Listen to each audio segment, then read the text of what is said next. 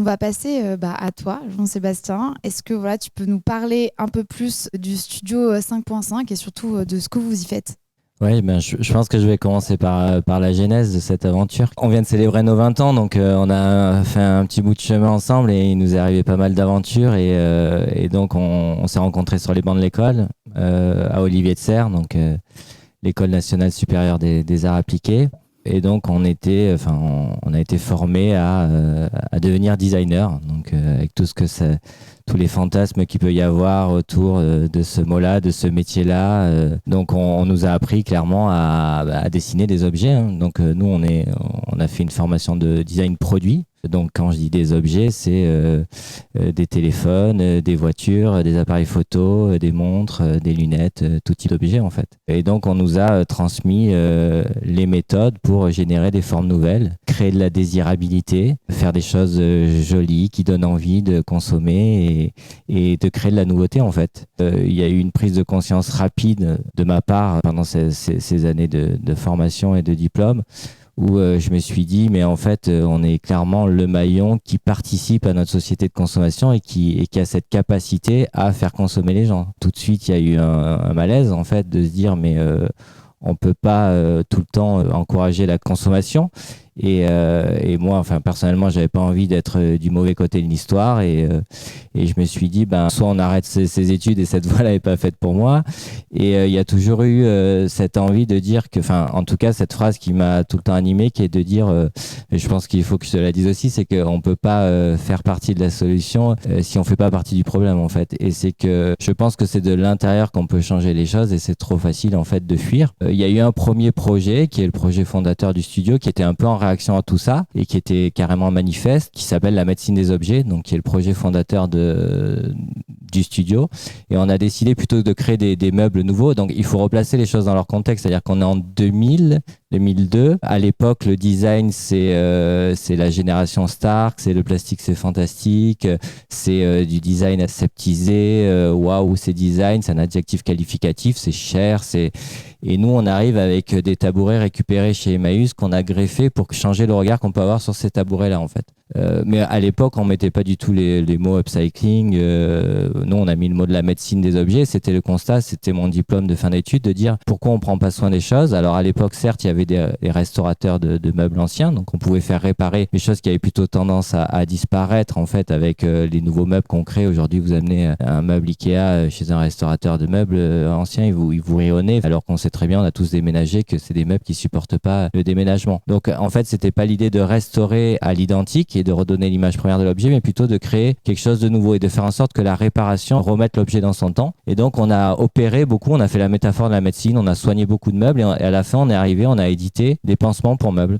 Donc d'où cette béquille que vous voyez là, donc qui est une prothèse qui est réglable et qui permet de réparer les chaises qui ont le pied cassé. Donc ça c'est en 2003, donc forcément à l'époque ça fait couler énormément d'encre, c'est complètement à côté de la plaque. Enfin, les gens nous regardent au salon du meuble en disant mais c'est quoi l'histoire? Et à la fois il y a une espèce d'engouement, on amène quelque chose de frais, de nouveau, et les gens commencent à s'intéresser à nous, et notamment les Galeries Lafayette qui nous proposent d'aménager dans cet esprit-là le Lafayette VO qui était le concept store dédié aux jeunes. Mais surtout ce qui était intéressant, c'est que nous on rêvait, on était persuadés que ça allait être vendu en tête de gondole des magasins de bricolage, que ça serait le renouveau du mobilier. Ouais, on était convaincus. Enfin, on avait 20 ans, et en fait c'est des pièces qui ont fini au musée. Donc clairement, il y a une photo, il y a une chaise qui fait partie des collections du Centre Pompidou, la chaise soignée. On avance avec ce projet-là, mais à l'époque il y a pas de business. Enfin, c'est pas du tout une évidence. On parle tout juste de pollution de l'air. Enfin, on a fait notre métier de designer, mais régulièrement on avait un travail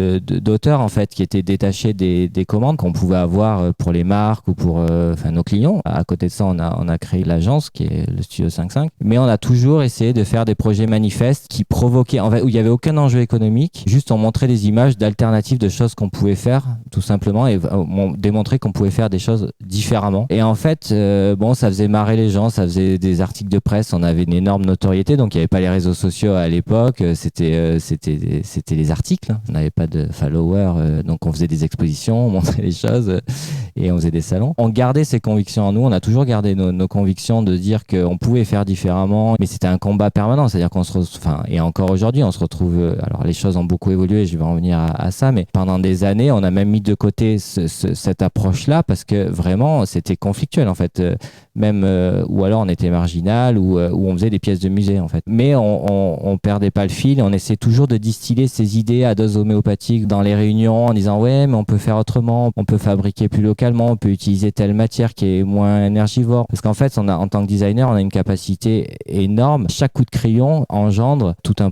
process, que ça soit le choix de la matière, la forme qu'on donne, le mode de mise en œuvre. Ça implique une addition qui est plus ou moins salée, donc on peut la maîtriser. Donc il y a plein de mots on a parlé d'éco-conception, donc c'est au moment de la conception, essayer de faire en sorte de minimiser l'impact carbone, c'est-à-dire de faire en sorte que les choses soient pensées intelligemment avec le minimum de matière, mais à la fois pour une vraie durabilité. On est arrivé dans un marché où de plus en plus, à la base c'était un marché d'équipement, c'est-à-dire on se meublait, on se léguait les meubles de génération en génération, et puis en fait ce monde-là a petit à petit suivi le marché de la mode, donc est devenu un marché de renouvellement, donc on change de déco en fait comme on change de chemise, et ça c'est devenu problématique. Donc en fait il fallait créer des choses qui soient plus durables. On a toujours cette tenue, cette posture, et puis aujourd'hui petit à petit les choses sont en train de se mettre en place, et j'ai des exemples de on a des collaborations avec Nespresso, donc qui est vraiment pour le coup là on est sur le café monodosé, enfin tout ce qu'il y a de pire, qui viennent nous voir en nous demandant, parce que aussi on a incarné une forme de fraîcheur et de jeunesse dans notre approche du design, des gens qui se questionnaient, qui faisaient les choses différemment et pas que sur une sensibilité écologique, et qui nous ont demandé comment on pouvait boire, comment on buvait le café nous aujourd'hui en tant que jeunes consommateurs. Et donc on leur propose de faire des tasses, on leur dessine des tasses à partir de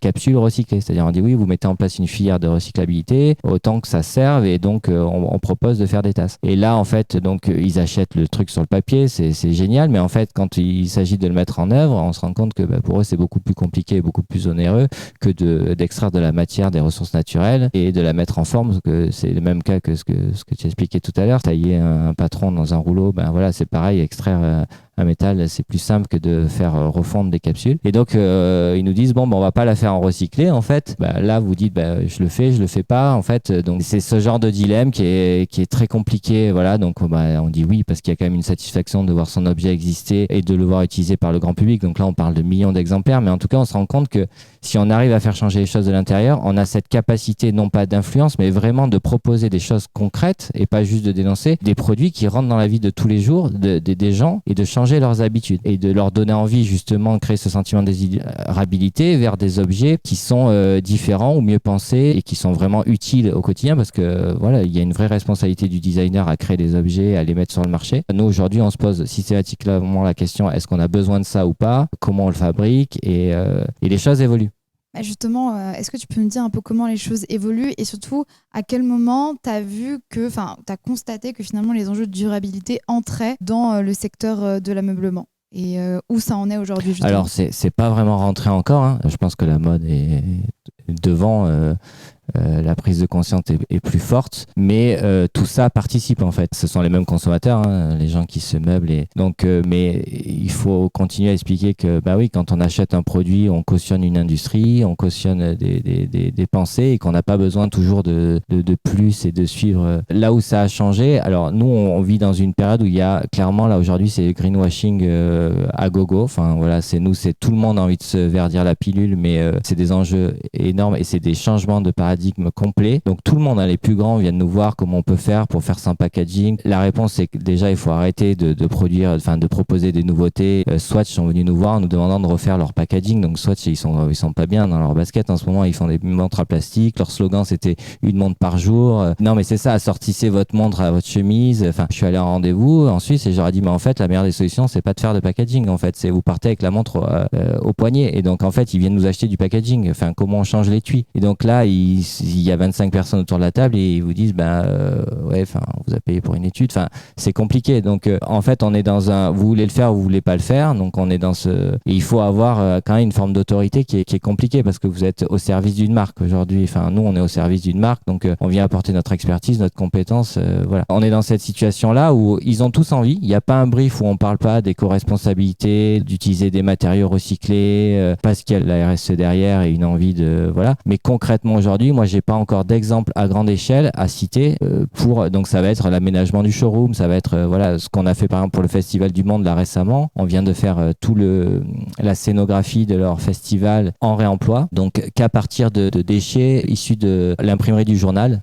Donc toutes les structures que vous voyez des tables sont faites à partir des bobinaux, des rouleaux d'impression. Les tabourets sont faits à partir des journaux parce qu'il y a des journaux de calage sur les imprimeries. Voilà, ça c'est le tabouret qui est fait à partir de journaux concassés et moulés. Même le sol, vous voyez, c'est les matrices d'impression. Donc on arrive à faire des choses isolées comme ça qui sont vertueuses, hein, qui sont hyper intéressantes. Parce que c'est vrai que dans le monde de la scénographie et de l'événementiel, il y a énormément de gâchis, il y a énormément de déchets. Et on fait des choses pour des fois une soirée et on met tout à la poubelle, donc c'est super. Mais à l'échelle vraiment du design industriel, l'objet est produit en grande série. On va utiliser des matériaux en fait qui sont issus par exemple, tu disais les vêtements, combien de fois on peut le recycler, mais potentiellement après un vêtement, il peut devenir autre chose qu'un vêtement. Il peut devenir une matière, il peut devenir un rembourrage de canapé, il peut devenir une fibre. On peut essayer d'avoir cette approche-là sur du canapé. Par exemple, nous, on travaille sur du mobilier de jardin, on essaye de travailler sur des mousses qui sont exclues de filières parce qu'elles ont des défauts. On va chercher de la matière première comme ça. Et justement, est-ce qu'il y a des filières de recyclage, de réemploi de ces meubles, etc. Est-ce que finalement c'est facile d'avoir accès à la matière première à recycler? Non, pour l'instant, il y a quelques déchets tech qui se mettent en place. Je sais qu'il y a des gens comme Valdelia qui sont aussi en train d'essayer de mettre en place des gisements qu'on appelle massifs, c'est-à-dire dans lesquels on va pouvoir aller piocher. Parce qu'en fait, quand vous êtes designer, à la base, vous êtes hyper libre, c'est-à-dire vous pouvez dessiner avec tout et n'importe quoi. Donc là, c'est une contrainte supplémentaire. Mais aujourd'hui, c'est à nous d'aller faire ce travail. C'est-à-dire que c'est nous qui avons demandé à aller visiter le monde et qui avons fouillé dans les poubelles et qui sommes allés chercher les gisements qui étaient adaptés, mais on savait pas ce qu'on allait faire. Et après, on a dit, on a ça et on doit construire avec ça, en fait. Ça rend les choses un peu plus compliquées, mais plus excitantes, en fait. Avec l'upcycling, il y a un enjeu d'avoir des nouveaux acteurs qui facilitent l'accès à ces matières-là. Qui centralisent, en fait, les déchets. Okay. Et parce que en fait, quand vous faites du design industriel, c'est pas faire les choses une fois ou pas faire des séries limitées, c'est faire des choses vraiment en quantité. Donc le mieux, c'est souvent l'entreprise dans laquelle vous travaillez, elle a forcément soit des invendus qui sont déjà des déchets qui sont stockés là, ou par exemple un morceau de chose. Si elle travaille des tables en bois, elle achète des panneaux de 2 mètres, la table fait 1,80 m, il lui reste à chaque fois qu'elle produit une table en milliers d'exemplaires, elle a ses 20 cm de chute. Donc c'est lui dire, avec ces 20 cm de chute, on va les réintroduire dans la production pour essayer de faire en sorte qu'il y ait zéro déchet en fait. Tu as une question, est-ce que tu as déjà des marques maison que tu recommandes? Je sais pas exactement ce qui... En fait, aujourd'hui, c'est souvent des petites marques alternatives. Hein. En fait, c'est un peu des makers qui prennent la relève. Il y a quelques collections capsules qui naissent. Là, on a accompagné, on a fait pour les canaux des structures et on a créé une collection capsule pour la Camif, issue du booster circulaire. Il faut regarder la collection capsule upcycling à la Camif. Après, il y a des designers qui s'auto-éditent, donc qui font des choses hyper intéressantes. Je pense à Popit, que j'adore, qui font des chaises à partir de lattes de parquet. Je pense à la Remanufacture qui fait des fauteuils à partir de vieilles lattes, de lits récupérés dans des hôtels. Je pense aussi, après, je pense que vous connaissez Maximum, mais Maximum, ils ont un travail assez fort sur ce luminaire qui est fait à partir de néons issus de démantèlement ou de curage d'immeubles. Donc il y a des choses isolées comme ça. Les designers sont en train de s'organiser en marque, mais comme tu dis, c'est compliqué aussi, c'est d'autres métiers, que ce soit le marketing, la communication, et quand on fait la création, même si on se sent super-héros, des fois quand on a des super idées, c'est encore très isolé, je trouve. Il n'y a pas une vraie marque qui s'est positionnée sur le sujet, qui a une vraie offre concrète en upcycling sur le mobilier. Au niveau des consommateurs, il y a peut-être un enjeu aussi de prix. J'imagine que aussi c'est des prix un peu plus élevés. Après, il y a quand même... C'est bien que tu dises ça déjà, parce qu'il y a plein de gens qui pensent que parce qu'on utilise des déchets, ça on va dégrader et que ça va être moins cher. Alors que c'est bien ça l'idée du upcycling, hein, que c'est de rendre la deuxième vie, de valoriser et de donner un statut qui est meilleur que la première vie. Donc on tire vers le haut et ça demande un travail qui est différent. Donc le prix est souvent plus élevé. Ouais. Et il faut le faire accepter. C'est aussi d'une manière générale faire accepter aux gens qui devraient acheter des choses de meilleure qualité et qui fassent le calcul tout bête que si on a un objet de meilleure qualité, il va durer plus longtemps dans le temps et donc on va avoir besoin de le remplacer moins souvent en fait. Et du coup on va produire moins de déchets parce que plus on augmente l'espérance de vie d'un objet, plus il s'inscrit dans la durée, et c'est juste la bonne approche, c'est créer des objets qui sont capables de résister dans le temps en fait.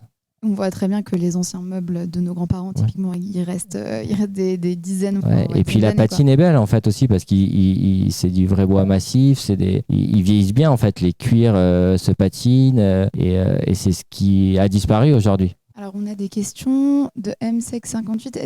Est-ce qu'il y a de nouvelles réglementations en France qui incitent, contraignent les entreprises à faire une partie de leur production avec du réemploi? Il y a plus des réglementations qui empêchent les entreprises de faire du réemploi parce qu'en fait, il faut souvent tout un tas de normes et de certifications et de PV quand on utilise des matériaux et que quand on récupère des matériaux de réemploi, on ne sait pas quel est l'avis qu'ils ont eu avant. Donc en fait, c'est dur de les normaliser. Donc déjà, il faudrait lever ces normes-là pour pouvoir agir. Ok, donc pour l'instant, pas de vrai. Non, je pense pas. Je pense que moi, je pense, tu disais qu'il y a 4 acteurs, mais honnêtement, je vous le dis, je vois comment fonctionnent les marques. Elles jurent que par les consommateurs. Quand elles ont les moyens, elles font des tests consommateurs. Enfin, dans l'industrie, en tout cas, c'est vrai peut-être moins dans la mode parce qu'il y a ce côté créateur et j'ose Mais quand vous investissez dans des moules pour une nouvelle cafetière ou une nouvelle bouilloire, c'est des millions d'investissements. Ils prennent pas le risque que ça plaise pas au plus grand nombre, en fait. Ils font ce que les gens veulent. Donc, si les gens, en fait, décident de s'orienter vers ça, les marques feront ça, en fait. Et c'est nous qui avons le pouvoir, en fait. Si on a envie de ça, mais ça veut dire qu'il faut qu'on boycotte le reste ou qu'on boude le reste, en fait, tout simplement. Et c'est comme ça que ça fonctionnera.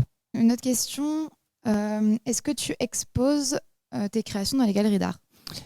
Justement, à force c'est vrai, je parlais de toutes ces expériences et tous ces vécus et que j'ai envie de transmettre et parce qu'on a fait plein de conneries, on a fait plein de choses qui allaient pas dans le bon sens, qu'on a compris, on a envie de le partager. Et aujourd'hui, on a ouvert le Cercle 5-5, donc on y est ici aujourd'hui et qui est une galerie et donc qui rassemble tous les gens ces créateurs qui avaient besoin de visibilité et qui ont souvent pas de possibilité de montrer leur travail. Et on a fait l'année dernière un pop-up de plus d'un mois où on a fait une sélection de designers qui agissent dans ce sens-là. Et donc, c'est vrai que c'est à la frontière, c'est une boutique éphémère, mais c'est proche d'une galerie parce que je pense qu'aujourd'hui, les gens, ils achètent ça parce qu'ils adhèrent à la démarche et pas encore parce que c'est pas un automatisme, en fait. Ils sont contents d'avoir une pièce upcyclée à la maison pour raconter l'histoire. C'est chouette d'en parler, mais en fait, c'est pas encore une nécessité, c'est pas encore une évidence et c'est loin d'être une évidence. Est-ce que tu as des actus à venir au studio? Oui, on continue à accompagner des structures à travers le programme du booster circulaire pour les canaux. C'est important pour nous. Après, on a plein de projets à l'agence en permanence puisqu'on est une petite quinzaine et il y a plein de choses assez variées, des choses plus ou moins confidentielles. Mais on est en train d'accompagner une marque de mobilier de jardin pour justement essayer de créer des vrais produits durables. En fait, c'est ce qui nous intéresse aujourd'hui beaucoup. C'est pas en opposition à l'upcycling, mais c'est aussi comment, surtout des objets qui vont être soumis aux intempéries, au temps. Donc on se questionne sur la réparabilité, comment on peut créer des meubles de jardin qui vont pouvoir traverser le temps. Et créer ce lien, en fait, c'est ça qui nous anime aussi. Et comment créer ce lien, en fait, entre l'objet et l'individu, en fait. Et c'est qu'on arrête de consommer les objets et qu'on prenne conscience de notre monde matériel et la force et la valeur de la matière, en fait. Et je pense que ce qui relie finalement la mode et les objets de manière générale, c'est que déjà on a une méconnaissance des cycles de vie des produits, donc finalement on est totalement déconnecté de l'impact qu'a notre achat parce que ça paraît très loin finalement et on est embarqué dans ces micro-trends qui nous poussent en fait à être toujours dans qu'est-ce que je vais acheter d'autre qui va être plus actuel et plus stylé qu'avant, quoi. Mais ça, il faut arrêter, quoi. Non, mais clairement, il faut se satisfaire de ce qu'on a ou changer. À la rigueur, si ça va pas, on change la déco, on change les meubles et on a une maison nouvelle si on en a marre. C'est vrai que c'est triste de se dire qu'on va vivre toute sa vie avec les mêmes meubles, la même vaisselle, qu'on va manger comme on faisait avant. Moi, je supporte pas cette idée-là. Mais il y a tellement d'alternatives pour juste trouver d'autres façons même de se prêter les objets, de les faire circuler, ne serait-ce que par le bon coin, rien que ça, et d'avoir ce réflexe-là pour tout et n'importe quoi. C'est tellement simple.